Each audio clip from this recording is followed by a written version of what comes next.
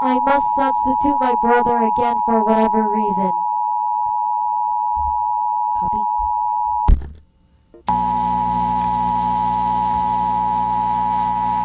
The National Weather Service in Tallahassee has issued a severe thunderstorm warning for northwestern Jackson County in Florida, central Holmes County in Florida, northeastern Washington County in Florida until 12:30 p.m. Central Daylight Time.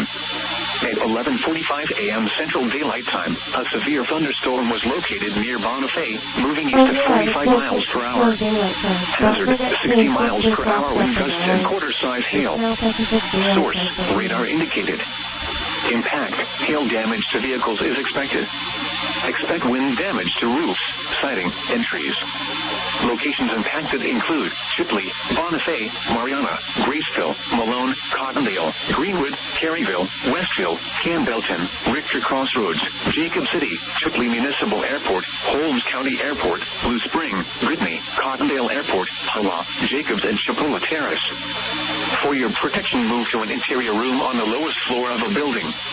Repeating, a severe thunderstorm warning has been issued until 12:30 p.m. Central Daylight Time for the following counties in Florida, Holmes, and Washington.